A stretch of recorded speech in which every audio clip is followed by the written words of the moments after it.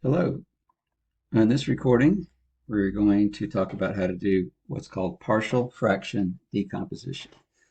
And what that means is that I'm going to break this thing down into some fraction plus some other fraction.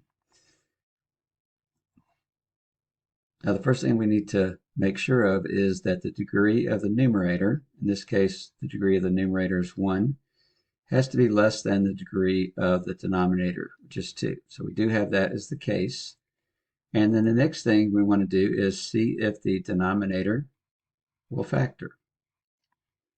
So if we factor x squared plus 9x plus 20, we will get x plus 4 and x plus 5. So these two factors will be the denominators of our partial fraction decomposition. When we do break that apart, we don't know what's going to go into the numerators, so we just put a constant there, a and b. Now the process we're going to go through here will be, how do I determine what a and b are?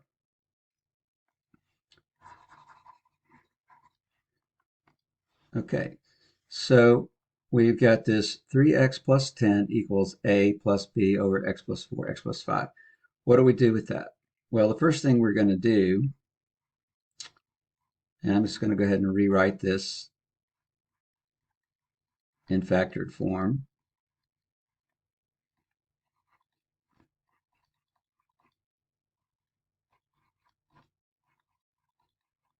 Is we're going to multiply through by this common denominator. So I'm going to multiply the left side by x plus 4, x plus 5.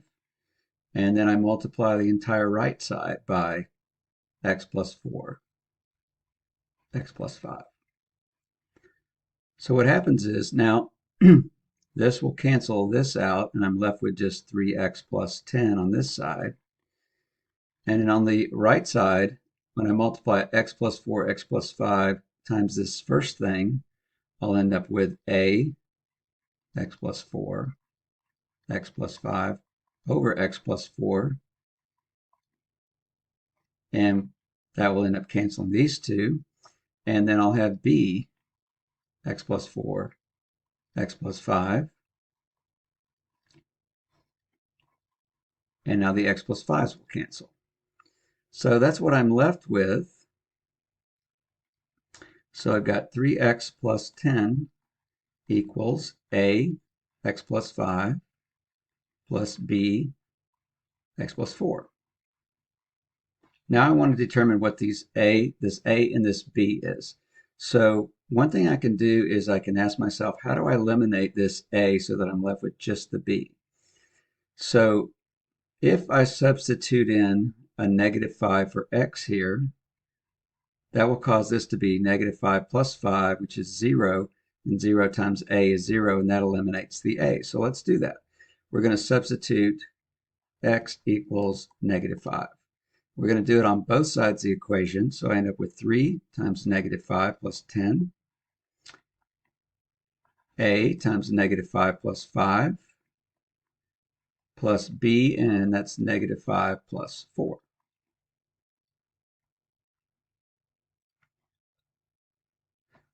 Okay, so now this is going to be a times 0. That goes away. This is negative 15 plus 10, so that's negative 5, equals b times negative 1. So that means our b is just going to be equal to 5. So we're going to use the same process to determine what a is. So in order to find out what a is, then I eliminate the b. So this time I put in a negative 4 for x, and that will eliminate the b. So this is going to be 3 times negative 4 plus 10. I'll write this over here. Equals a times negative 4 plus 5 plus b negative 4 plus 4. And so that's going to be negative 12 plus 10, negative 2, equals a times 1. And that becomes 0 over here. So now we have a equal negative 2. So we've got our b is equal to 5 and our a is equal to negative 2. So going back to the original,